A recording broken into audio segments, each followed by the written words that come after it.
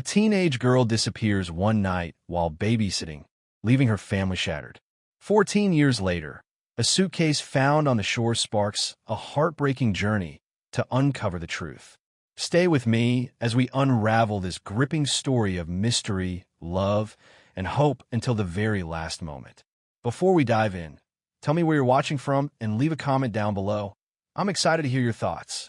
It was the kind of evening that made the air feel heavy even before the rain began. The sky over Windmere may have been brooding all day, the clouds hanging low like they were listening in on the quiet lives below. By dusk, the streets had emptied, and the only sound were the soft hush of tires on wet pavement and the rhythmic creak of porch swings left to sway with no one in them. Inside the Miller residence, a tidy two-story colonial on Maple Hollow Lane, 16-year-old Emma Caldwell was pouring herself a glass of iced tea, humming the tune of a song her mother had been playing on the radio that morning. The baby, little Thomas Miller, was asleep upstairs. Emma had been babysitting for the Millers off and on for the past year, ever since Mrs. Miller gave birth and returned to work part-time at the local library. It was easy work. Thomas was a quiet baby, and the Millers usually left snacks and generous pay. That night, they had gone out to dinner for their anniversary, leaving just after 6, dressed in their best. Emma had waved them off from the front door, her ponytail bouncing as she laughed at Mr. Miller's corny joke about not burning down the house while they were gone. But when the Millers returned just after 10, the house was too quiet. The first thing they noticed was the stillness. No television, no lights on downstairs.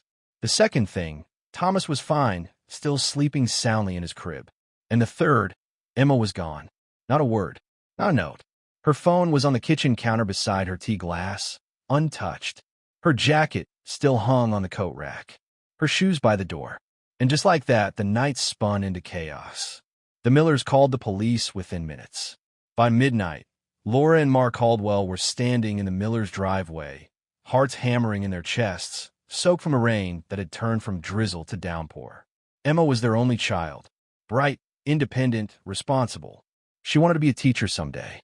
She loved reading classic novels and leaving notes for her mom in the margins of her books. She was the kind of girl who always checked in, even if she was just running late. That's what made this all so wrong. She wouldn't just leave. She never would. By dawn, the whole town of Windmere knew. Posters were printed. Volunteers gathered at the high school gym, armed with flashlights, coffee, and prayer. The police set up a command center. They questioned the Millers repeatedly, combed through security footage from nearby intersections, and tracked Emma's phone activity, which ended abruptly around 9:07 p.m. Nothing about the house showed signs of forced entry. There were no fingerprints that didn't belong, no signs of a struggle, just absence, a deep, inexplicable void. The local news picked it up first, then regional channels. A teenager vanishing in a small town always stirred something in the public imagination, some mix of fear and fascination. For days, people wandered through the wooded trails and the rocky cliffsides near the coast, calling her name. They checked old barns, vacant houses, culverts. Divers searched the shoreline. Cadaver dogs sniffed through bramble and wet underbrush. Helicopters hovered above the trees. But nothing, not even a thread from the jacket she left behind. Laura Caldwell clung to the edges of her daughter's world. She sat on Emma's bed, clutching her stuffed bear like it still held warmth. She replayed their last conversation. Emma had been smiling, teasing her about the old photos Laura was scanning into the computer. "You look like a disco ball in the 80s, she laughed. Laura had swatted playfully at her, both of them giggling. Nothing in her behavior, nothing in her eyes, suggested fear or secrets. She had been happy, whole, and now she was gone. Mark Caldwell was quieter. He stayed up late in the garage, pretending to work on the old Buick he'd been restoring for years. But Laura knew he wasn't turning a single wrench. He just sat there with a beer, staring at the floor, as though he were trying all time to reverse itself. They began to grieve in different languages. Hers made of desperate questions and sleepless nights.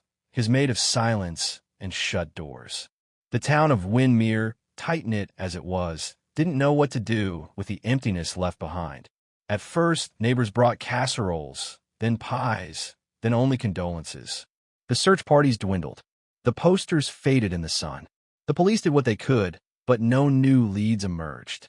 The longer she was gone, the more people started to whisper. Maybe she ran away. Maybe she had a secret life. Maybe she was never the girl they thought she was. Laura heard it all and refused to believe any of it. "My daughter didn't run," she would say to anyone who dared to suggest it. "Someone took her.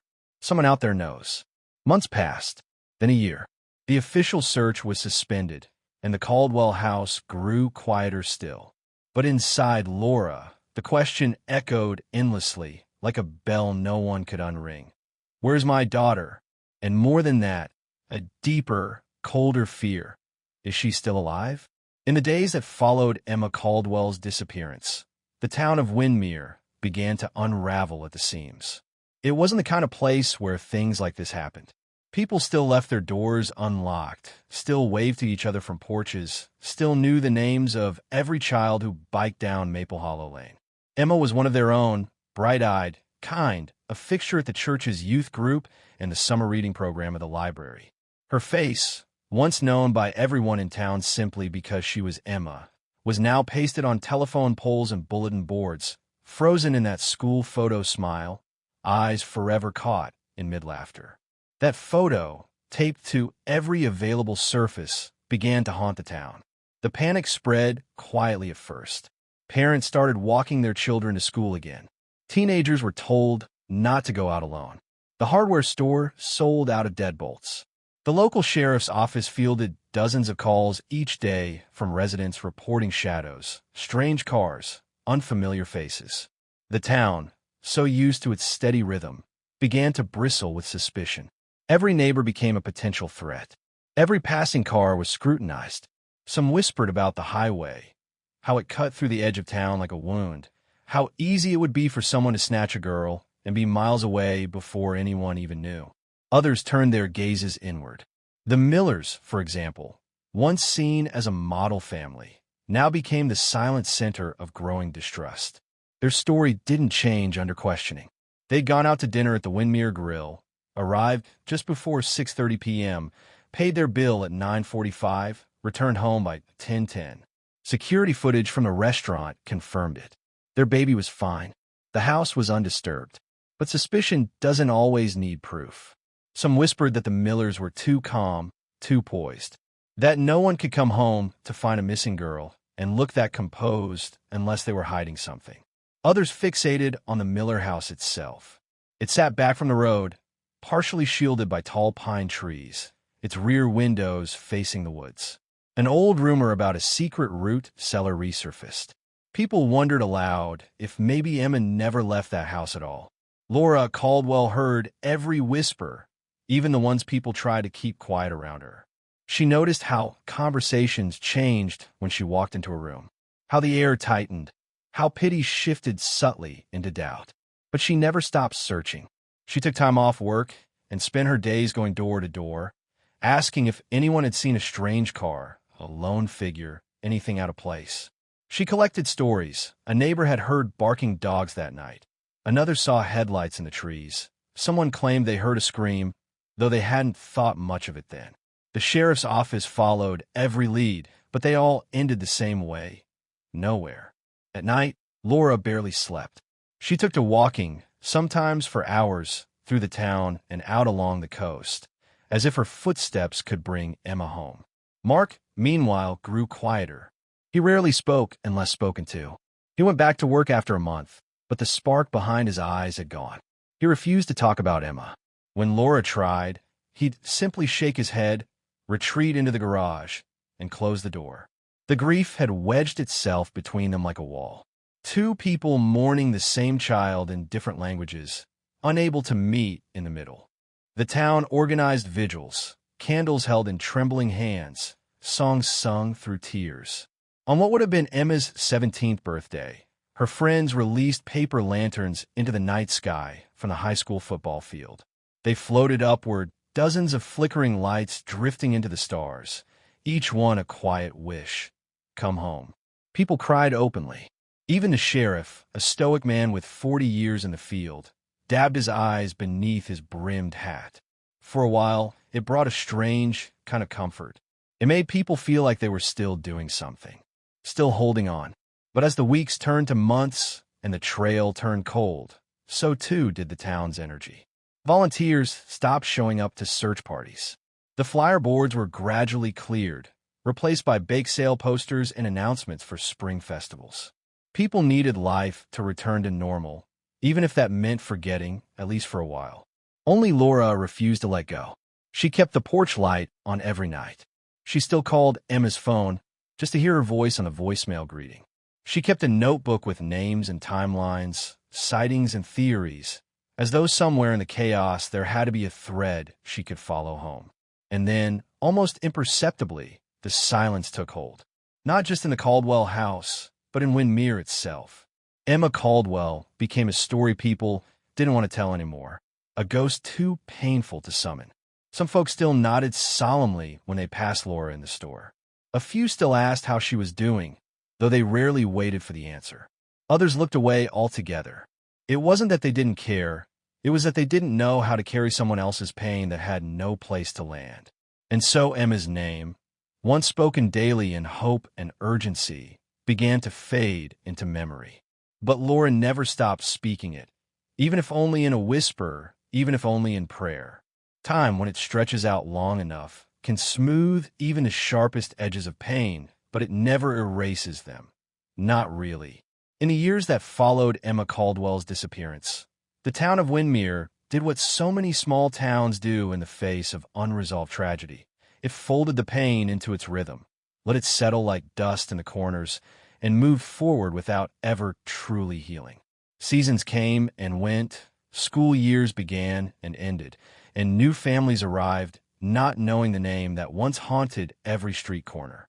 Yet for those who had been there, for those who remembered, Emma's absence remained a quiet echo beneath the surface of daily life, like a song half heard through a closed window. For Laura and Mark Caldwell, time didn't pass so much as it hung around their necks, dragging behind them like a heavy chain. The first couple of years were the worst. Every phone call was a jolt. Every knock at the door made Laura's heart leap in that sick, desperate way, hope twisted with dread.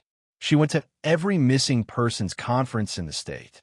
She handed out flyers at county fairs, church potlucks, anywhere there were people and eyes and the smallest sliver of possibility. Her voice, once gentle and warm, grew lined with steel from so many rehearsed speeches. My daughter, Emma, vanished in 2011 while babysitting. We believe she was taken. She was 16. She had freckles and a small scar on her chin. The details never changed. It was the rest of the world that kept shifting, leaving her behind. Mark was harder to read. He threw himself into work at the auto shop, taking on extra shifts, staying late, avoiding home until sleep was the only option left. He never stopped loving Laura. Not really, but the way grief lived in him made it hard to reach across the silence. There were arguments, fierce, heartbreaking ones, when Laura wanted to reopen the investigation privately, even if it meant spending what little savings they had left. Mark called it chasing ghosts. She called it refusing to give up. Eventually, the argument stopped too, not from resolution, but from exhaustion. They coexisted like weathered stones in a garden, side by side, unmoving, shaped by the same storm. Emma's room remained untouched for 5 years. Her books still on the shelves. Her notes and photographs pinned on the corkboard above her desk. Laura vacuumed the carpet and changed the sheets every month, as if Emma might walk through the door at any moment. On the 6th year, Laura packed away some of her daughter's things into cedar-lined boxes, not as an act of letting go, but out of preservation. Fabrics fade. Pages yellow. Memories don't always survive the physical world.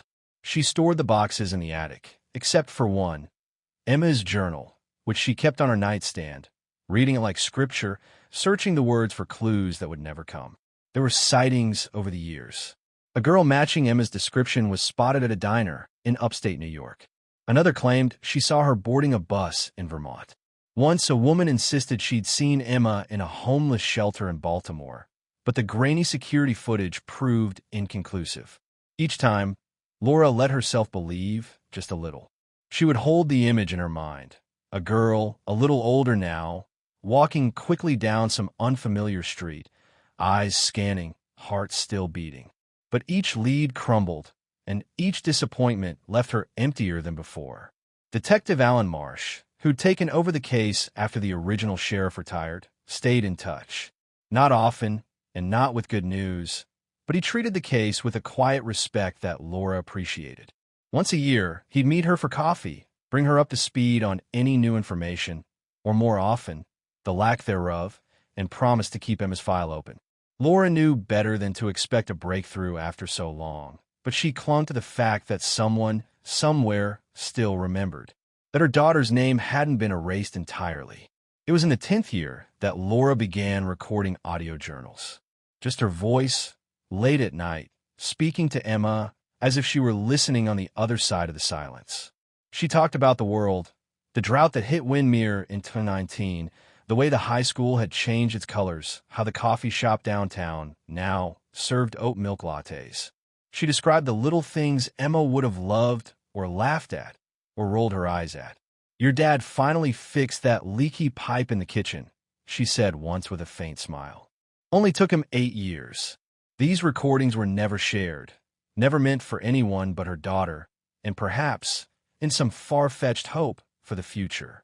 In her heart, Laura believed that if Emma was alive, some echo of her mother's voice might still reach her. Windermere, meanwhile, settled back into its quiet rhythm. The Millers moved away a few years after the incident, unable to endure the unspoken weight their home carried. Their son, Thomas, was old enough now to ask questions. Others who had been teenagers when Emma vanished were now adults with families of their own. Some remembered clearly. Others had buried the memory deep. But for Laura, and for Mark in his own way, time never truly passed. It just paused and waited. And somewhere inside that pause lived one question that refused to fade. What really happened that night in the Miller house? It was a wind-blown March morning when the Suitcase washed ashore, half buried in the sand at the edge of Rockwell Point, a forgotten strip of coastline just 20 minutes from Windermere. The sky was the color of slate, and the ocean roared louder than usual, stirred by an early spring storm that had rattled windows all through the night. An old fisherman named Gus Hargrove was walking the beach, as he did most mornings since his wife passed, bundled in a fraying coat, his breath visible in the air. He wasn't looking for anything, just the rhythm of the waves, the solitude, the feel of his boots sinking slightly into the damp sand. But that morning, something caught his eye. It was a flash of burgundy against the washed-out palette of sea and shore. An old suitcase, scuffed and water-stained, wedged between driftwood and a mat of seaweed. Gus approached slowly. He'd seen all sorts of things wash up over the years. Buoys, lost fishing gear, even the occasional shoe. But something about this struck him differently. The suitcase looked out of place. Too intact. Too heavy. It hadn't been there the day before. He crouched, ran a gnarled hand over the surface, then hesitated. The latch was rusted, but still held. With a few sharp taps from a rock, it broke loose. When he opened the suitcase, the smell hit him first. Not rot exactly, but aged salt, mildew, and something else he couldn't name. Inside were clothes, folded once, then crumpled by time and tide. A pale blue sweater, a pair of jeans, a journal, its leather cover warped and sea-darkened, and, at the very bottom, a silver chain tangled around a photograph. He didn't know the girl in the photo, but her face was familiar. He'd seen it years ago on flyers in the post office during those panicked weeks when the whole county had been searching for a teenager who vanished while babysitting. Emma Caldwell. That was her name. He felt a chill that had nothing to do with the wind. Gus closed the suitcase and carried it home with both hands, the weight more than just physical. By noon, it was in the hands of the Windermere Sheriff's Office, and by evening, Detective Marsh was on Laura Caldwell's porch, suitcase in hand, his face pale and unreadable. Laura stared at it like it was a ghost made solid. For a long time, she said nothing, just stood there in the doorway, arms crossed over her chest, heart pounding in her ears. Finally, she stepped aside and let him in. They sat at the kitchen table, the suitcase between them like some sacred, cursed artifact. Detective Marsh explained that they were treating it as evidence, that it had been sealed and photographed, but he thought she had the right to see it. Laura's fingers trembled as she reached for the photo. It was slightly warped, the ink faded in places, but there was no mistaking the smile. Emma, 16, wearing that same blue sweater, standing on the pier with her arms around someone cropped from the frame. The journal was damp, but legible in parts. Marsh had skimmed it, but hadn't read deeply. That would be for the forensic team. Still, he couldn't stop thinking about one line scribbled near the back, dated July 2012. If I disappear, don't trust the woman in the yellow house. The ink was smudged, the meaning unclear. Laura traced the words with her thumb. It was her daughter's handwriting. She would have known it anywhere. It was like touching a piece of Emma again, proof that she had existed beyond that night, that something had happened, something secret, something terrible, and that maybe, just maybe, they were closer now than they had ever been to the truth. Word of the suitcase spread quickly. The news reached regional outlets within 2 days. Reporters called the sheriff's office nonstop. Some even camped outside the Caldwell's house, lenses pointed like weapons. Laura stayed inside mostly, refusing interviews, clinging to the hope that answers were coming. Mark was quieter still, his emotions locked behind that same tired wall. He hadn't wanted to open the suitcase. It won't bring her back, he muttered. But Laura disagreed. It was a message, she said, a sign that Emma had tried to reach them, that maybe she'd escaped, that maybe she was out there still. The journal was sent to a specialist lab for drying and restoration. The clothes were tested for DNA. The necklace, a small heart-shaped pendant, was confirmed to belong to Emma. Her childhood dentist even verified the bite marks from an old photo that matched a tiny indentation on the charm. The case was officially reopened. Detective Marsh doubled his efforts, bringing in state investigators and criminal profilers. The entry about the woman in the yellow house became the center of their focus. But Windermere had changed over 14 years. People had moved. Houses had been repainted. And no one, not even longtime residents, could recall who might have lived in a yellow house back in 2012. Still, something had shifted. After years of silence, a door had opened just a crack. The suitcase had drifted in with the tide like a secret that couldn't stay buried. And though the ocean had softened its edges, it had not erased what it carried. For Laura, it was both a torment and a gift, proof that Emma's story wasn't over. Somewhere in the fragments of a waterlogged journal and a photograph warped by salt, the truth waited. And Laura was no longer alone in her search. The journal had been damaged by salt and time, but page by page, it revealed fragments of a girl's life lived in silence, written late at night, when no one else could hear her cry. Laura read it in pieces, gently turning each dried, brittle page, afraid that any sudden movement might erase her daughter's voice forever. Some entries were mundane. Thoughts about school, dreams of college, song lyrics scrawled in the margins.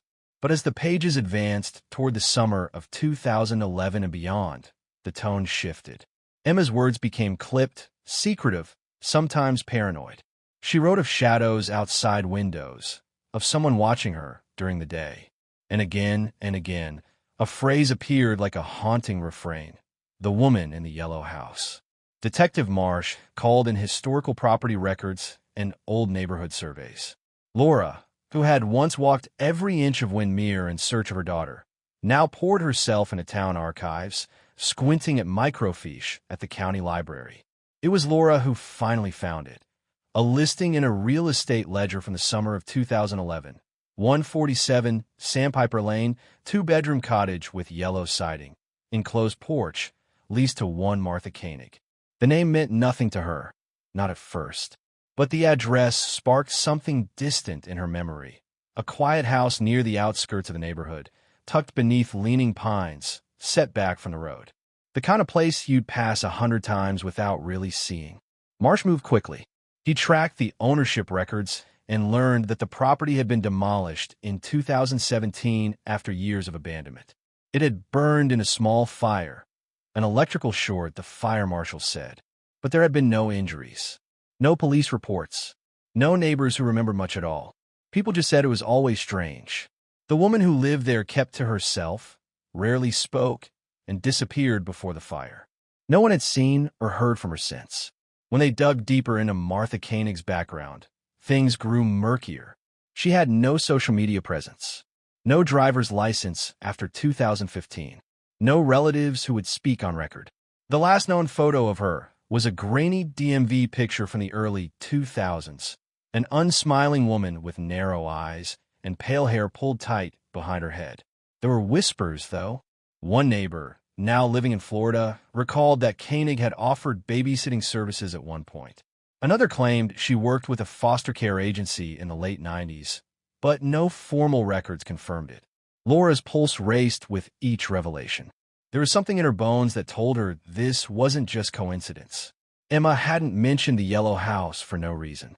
That line in the journal, it had been a warning, hastily scrawled, like a cry echoing through the years.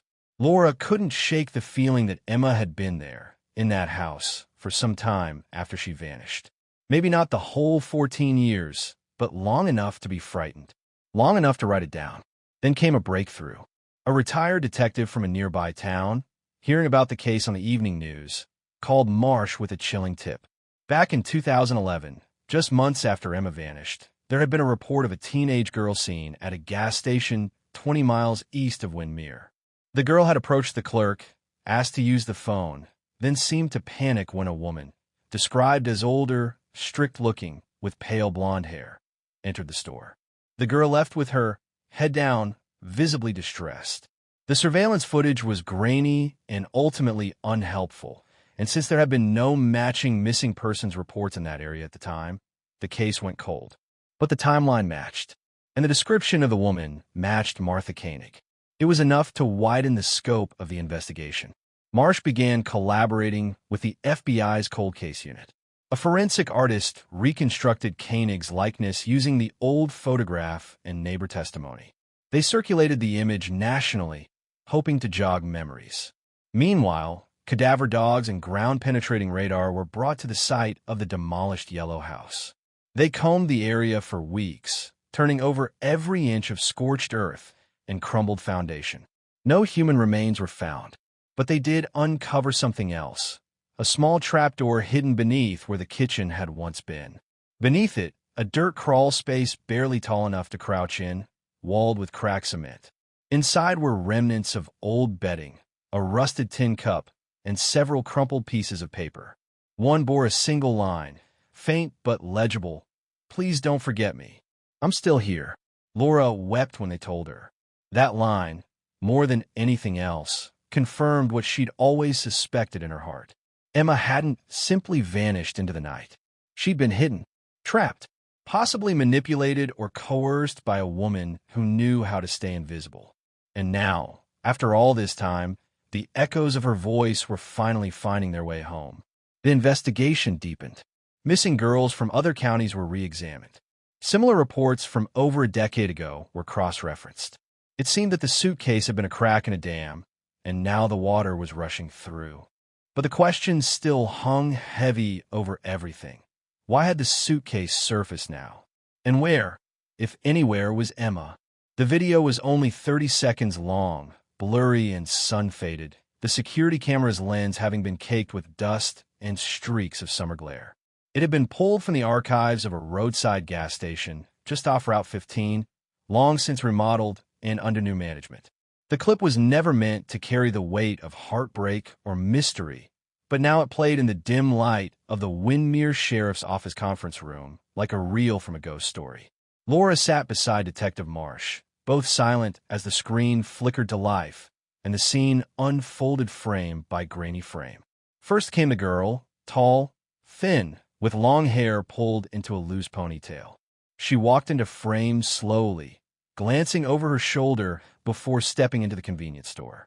Her face was angled down, and the image quality was too poor to make out detail, but something about the posture, the shape of her hands, the nervous energy, Laura felt it in her chest like a second heartbeat. She didn't breathe. The girl approached the counter, said something to the clerk, then turned as if startled. The next moment, another figure appeared at the edge of the frame, a woman, older, with hair scraped back and a stiff, upright posture. She touched the girl's shoulder lightly, possessively, and after a pause, the girl nodded and walked out of the frame beside her. It was unremarkable to most. A teenager and her guardian, perhaps. But to Laura, it was seismic. She leaned forward, squinting, almost willing the pixels into focus. "That's Emma," she whispered, though no face was clear enough to prove it. But Marsh didn't correct her.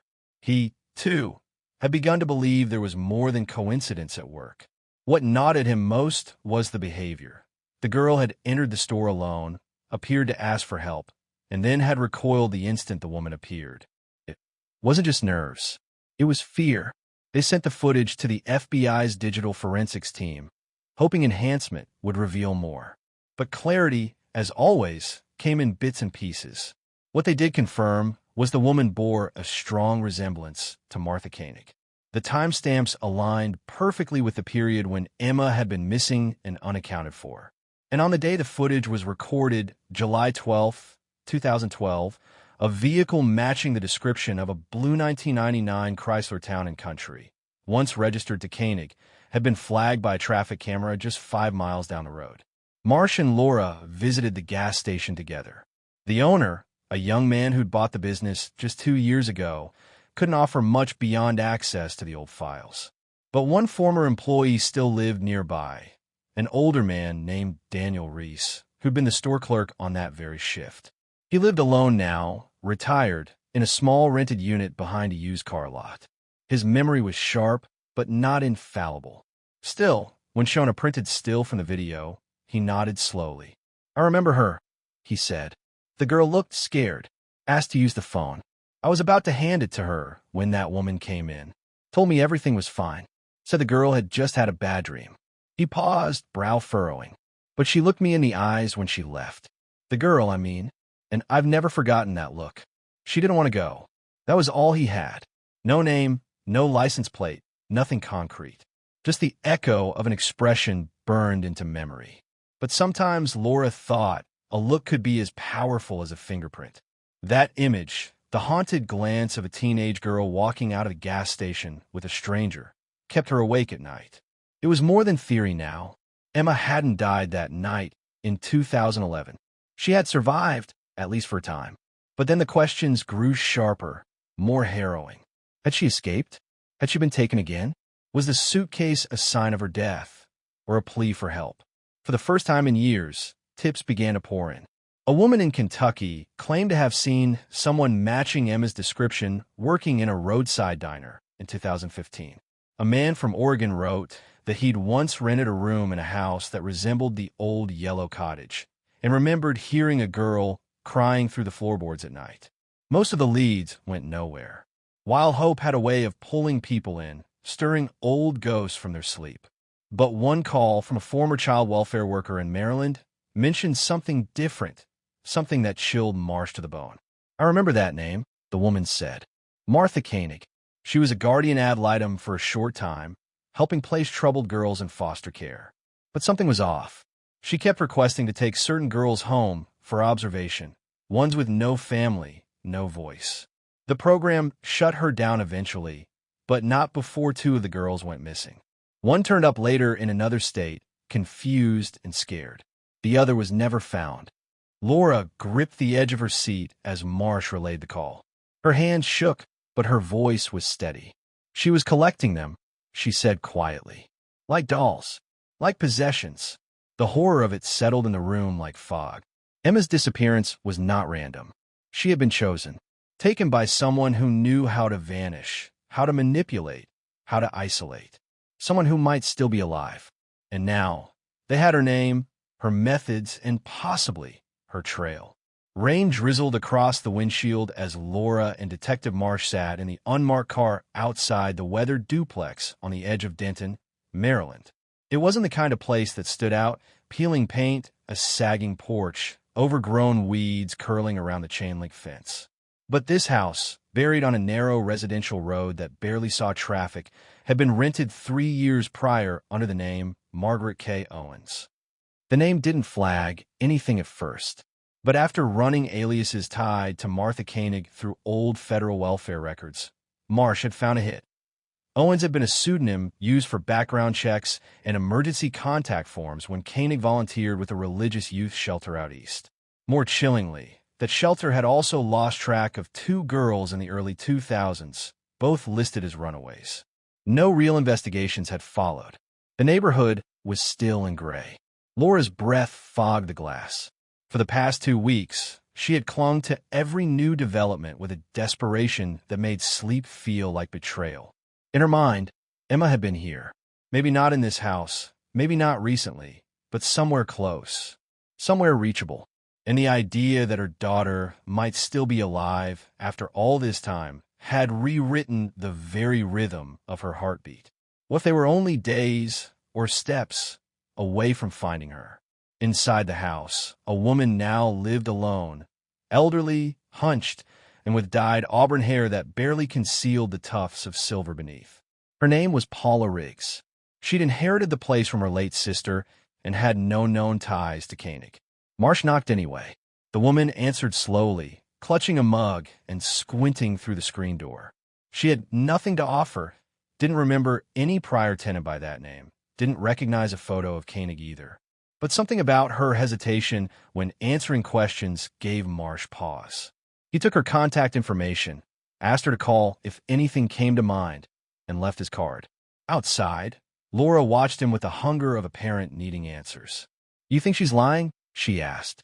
"I think she's hiding something," Marsh replied. Maybe not out of guilt, maybe fear. They didn't press further that day, but it was enough to widen the search radius. Using the name Margaret K. Owens, Marsh subpoenaed a list of properties rented under the alias between 2012 and 2017.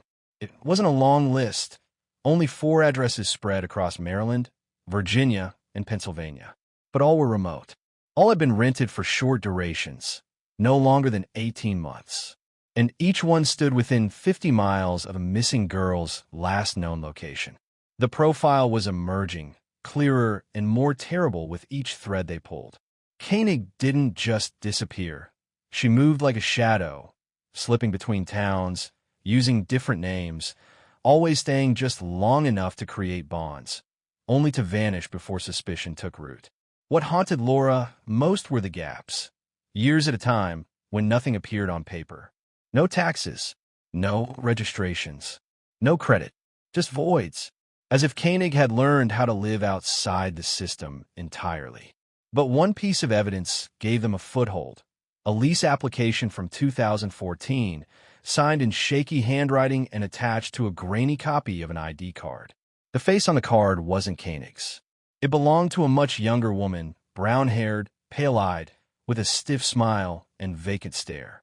The name read Erin Mahoney. There were no records for an Erin Mahoney matching that photo. No birth certificate, no school transcripts, nothing. The girl, whoever she was, had never existed officially. But the photo was recent enough, and in Laura's gut, a cold certainty settled over her. "I think that's Emma," she said when Marsh handed her the file. Her hands trembled as she held it. The eyes were different, emptier, maybe, but the shape of the chin, the line of the jaw, even the slight freckle near her temple. It was her. Laura was sure. Marsh sent the image for biometric analysis, comparing it to Emma's childhood photos. While they waited, he filed requests for any police reports tied to the Mahoney alias. A week later, a hit came back from Scranton, Pennsylvania. In 2016, a young woman named Erin Mahoney had been questioned in relation to a disturbance at a women's shelter. She'd arrived with another girl, claimed they were both fleeing abuse, then left abruptly 2 nights later after refusing to provide identification. The shelter director recalled them as nervous, paranoid, clinging to each other like lifelines. One detail stood out. Before leaving, Erin had drawn something in the corner of a communal notebook. A simple image, a paper suitcase, floating in water, with a name scrawled beneath it. Emma Lynn Prescott. That was the break they'd needed. Laura's knees buckled when she heard. The name, her daughter's full name, left behind like a signal flare. Not hidden, not masked. A cry for help disguised as art. A sign that Emma was trying, in whatever limited way she could, to be found. The trail, long cold, had suddenly warmed. Not just warm, alive. The suitcase washing up was no accident. It had been sent. Maybe Emma had escaped. Maybe she was still out there, waiting. And now, for the first time in 14 years, it felt like hope wasn't just a cruel illusion. It was breathing, tangible, and dangerously close. The old women's shelter in Scranton was tucked behind a nondescript brick building in a quiet residential neighborhood. It looked like many places Laura had passed by without a second glance. But inside those walls, she hoped, lay answers, fragments of Emma's life that had never reached her ears. The moment Laura and Detective Marsh stepped inside, a hush fell over the small group gathered in the modest common room. Volunteers, social workers, and former residents, all with stories, all with ghosts. The air smelled faintly of bleach and hope, and beneath it, something older, more fragile, loss. The shelter director, Helen Waters, met them with cautious eyes and a steady voice. She remembered the name Emma Prescott immediately. "Erin Mahoney," she said, correcting herself after a pause. She was one of the quietest girls we ever had. Always on edge, always watching. She and another girl, Jessie, came to us in late 2016. They didn't tell us much, just that they were running from terrible things. The police never got involved, not really. They didn't want to be found. Helen's hands clenched a coffee cup. "I tried to help. I really did. But they vanished after a few days." Laura's heart clenched painfully. Did Emma, ever say where she was from?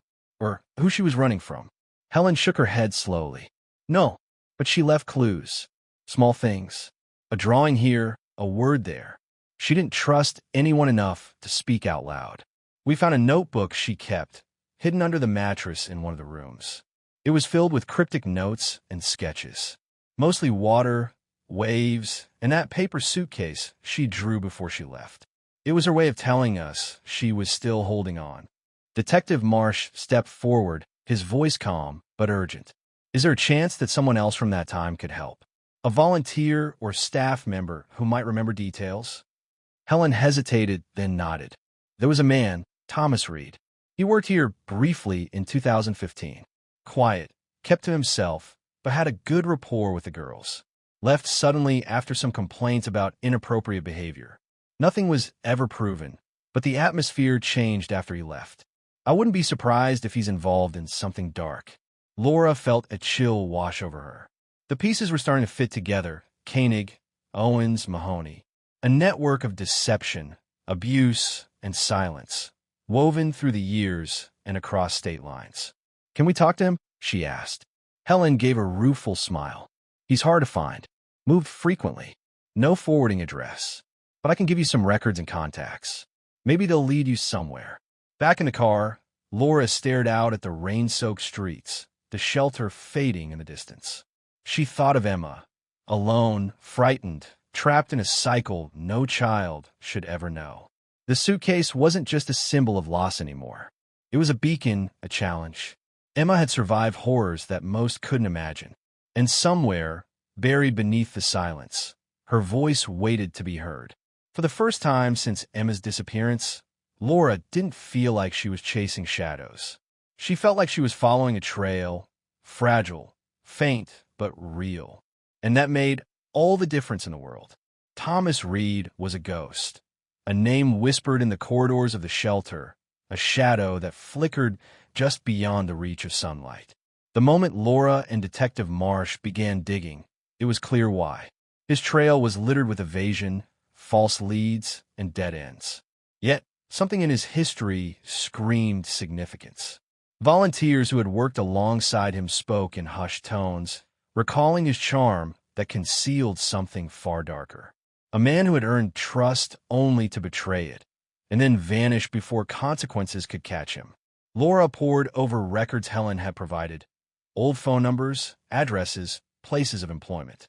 One led to a rundown motel in Virginia, another to a halfway house in West Virginia. Each location marked a chapter in Reed's nomadic existence, a life spent on the margins. He'd been arrested once, briefly, for a minor offense, but nothing connected him to the girls. At least not officially. Then came a breakthrough. A local shop owner in a small West Virginia town recalled Reed showing up with a young woman who matched Emma's description.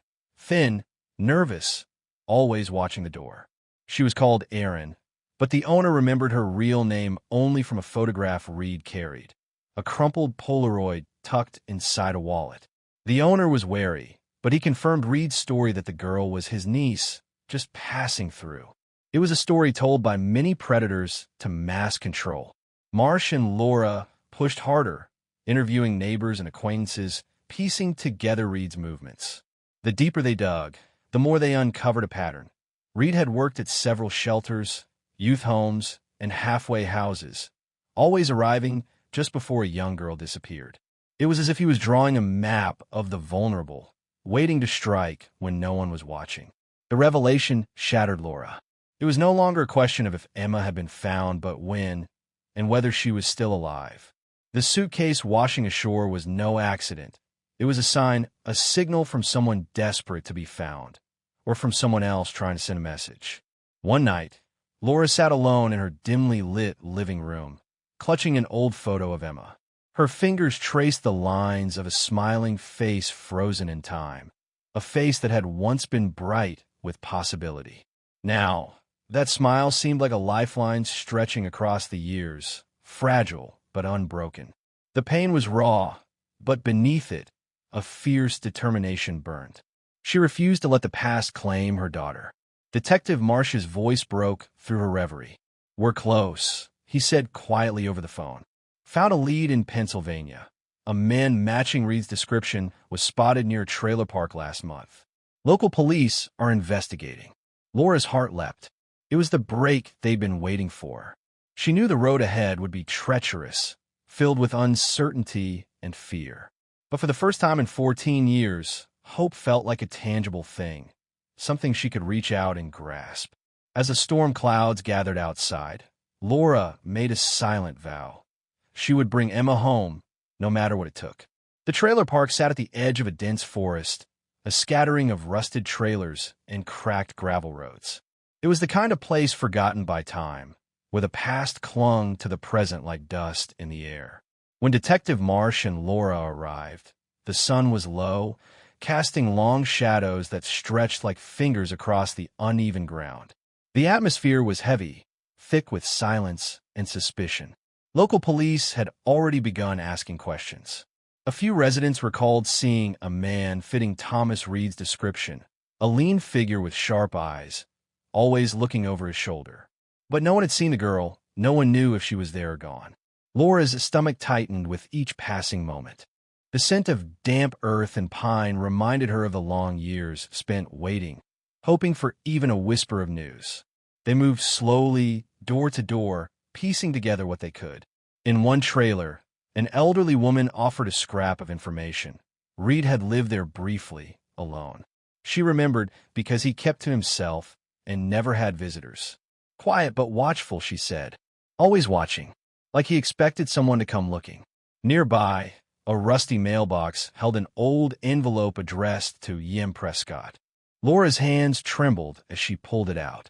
The letter inside was faded but legible, written in a shaky hand. It was a plea for help from a girl trapped in fear, signed simply, Erin. The handwriting matched the notes Helen had described from the shelter notebook. It was proof. Emma had been here, had reached out, had fought to be heard. Detective Marsh's phone buzzed. A local patrol car had found a discarded suitcase near the edge of the forest, a battered, water-stained case just like the one that had washed up years ago. Inside, beneath torn clothes and personal items, were photographs of a young girl. The same girl from the photo, the one Laura knew in her heart was Emma. The reality hit Laura like a tidal wave. Emma had been closer than anyone imagined, living in the shadows, trying to survive. The suitcase was more than a symbol now. It was a testament to a life lived in fragments, broken but enduring. As night fell, the team secured the area and planned their next steps. They would search the forest, check nearby abandoned buildings, and follow every lead. Laura refused to leave. This was where hope lived now, on the edge of that dark wood, beneath the flickering stars. Alone for a moment, she whispered to the night, "Emma, I'm coming. Hold on. The forest loomed ahead like a silent sentinel, its twisted branches blotting out the moonlight and casting deep shadows on the forest floor. Detective Marsh led the small search party cautiously, flashlight beams cutting through the thick underbrush. Every snapped twig and rustling leaf echoed loudly in the tense silence. Laura followed close behind, her heart pounding, each step bringing her closer to the unknown, a place where Emma might still be waiting somewhere in the dark. They moved with purpose, calling out softly, hoping for an answer that never came. The night was cold, and the air smelled of wet earth and decay. As they pressed deeper, the weight of the years and the unanswered questions pressed on Laura's soul. 14 years of searching, wondering, hoping, sometimes barely breathing. The suitcase, the notes, the letters, they were pieces of a puzzle finally beginning to take shape, but the final image remained out of reach.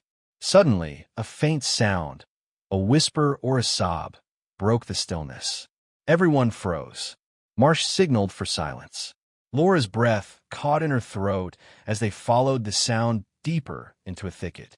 There, partially hidden beneath a fallen tree, they found a small clearing. In the center lay an old tarp-covered shack, dilapidated and forgotten. It was barely more than a shell, the walls bowed and weathered, the roof sagging dangerously. Inside, they discovered signs of recent habitation. Empty cans, scraps of clothing, and a worn blanket folded carefully on a makeshift bed. And then, beneath a loose floorboard, a small journal bound in cracked leather. Laura's hands trembled as she opened it, revealing pages filled with delicate handwriting, notes, sketches, and fragments of a life lived in hiding. The name, Erin, was scrawled on the inside cover. Detective Marsh's voice was soft but steady. "This is it, Laura. This is where she's been." Tears blurred her vision as she read. The journal spoke of fear, resilience, and an unbreakable will to survive. There were entries about Reed, warnings, coded messages begging for help, but also moments of hope, memories of kindness from strangers, dreams of a future beyond the shack and the shadows. Laura felt the weight of every word, every line etched with pain and courage. Emma wasn't lost. She was fighting, still fighting. As dawn broke, the team searched the surrounding woods for more clues, but Emma was gone. The shack was a refuge, but it wasn't home. Someone had taken her away again, whether by choice or force, no one knew. Yet, this discovery was a turning point.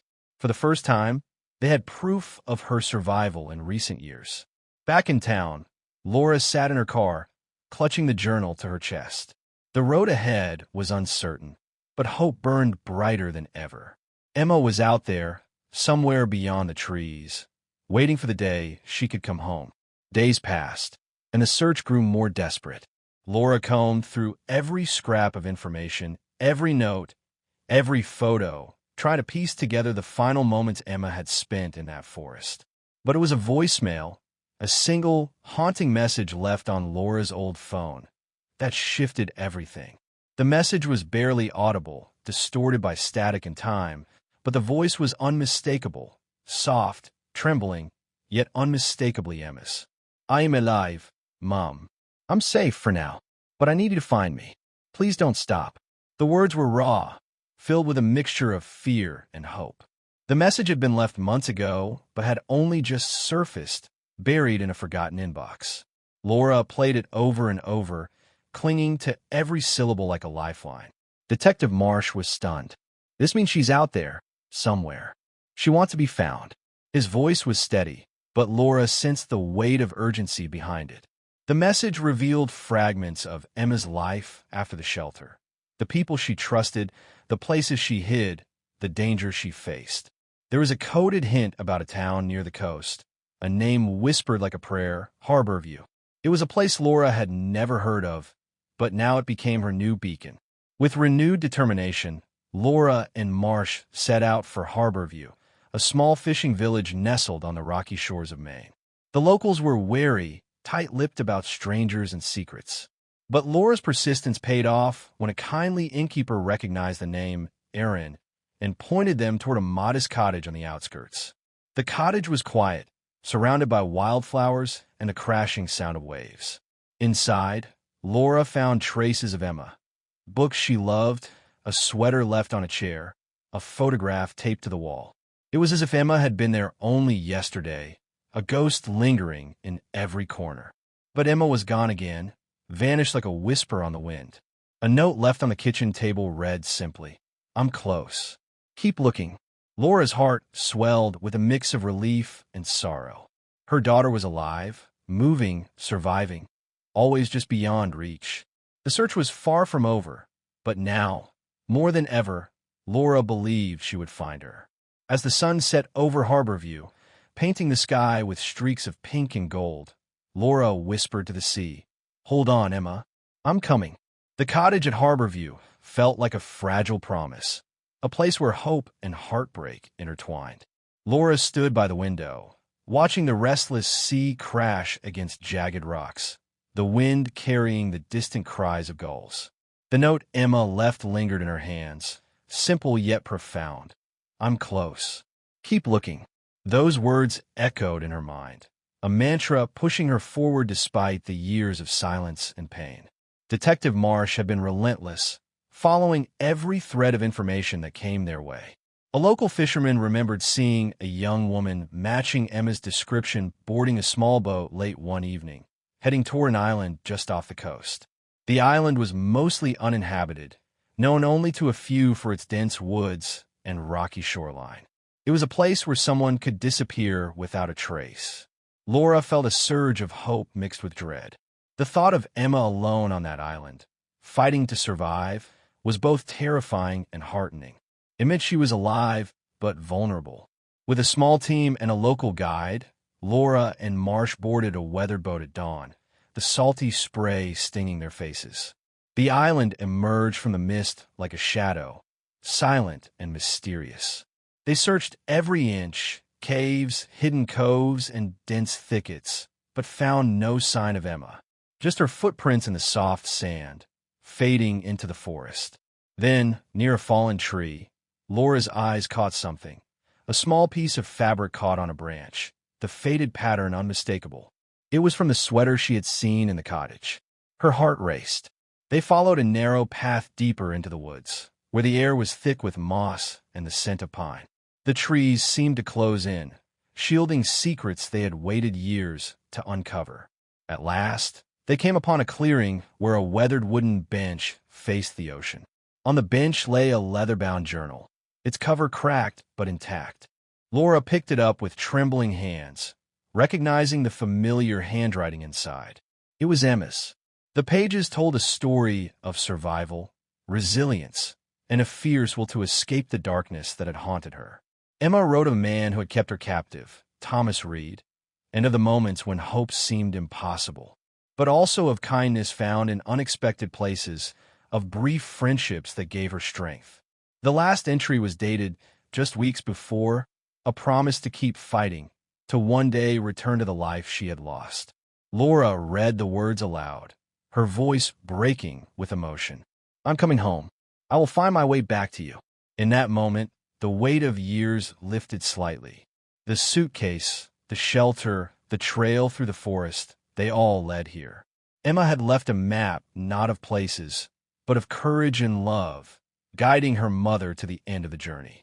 As the sun dipped below the horizon, casting the island in golden light, Laura whispered a prayer into the wind. "I'll find you, Emma. I swear I will."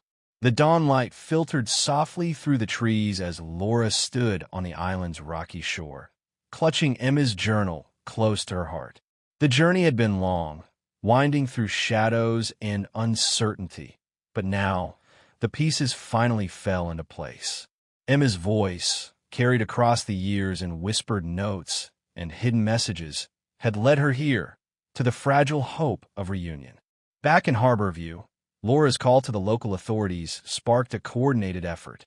Search teams combed the island once more, calling out for Emma, their voices mingling with the cry of seabirds and the crash of waves.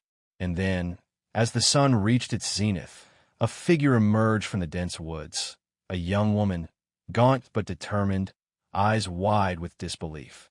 Laura's breath caught as Emma stumbled into her arms, the years of pain and waiting collapsing into a single, breathtaking moment. Tears streamed down their faces, the embrace speaking louder than words ever could. Emma's story poured out in broken fragments, the years of captivity, the narrow escapes, the friends who had helped her survive. Reed had been her captor for much of that time, a shadow she had fought with every ounce of strength to escape. The community, once fractured by loss and grief, came together to welcome Emma home. Neighbors, old friends, and strangers united in a shared hope, their hearts mending alongside Laura's. Emma began the slow, fragile process of healing, counseling, reconnecting, rediscovering the life stolen from her. Laura watched her daughter reclaim her future, each small victory a balm for their wounds.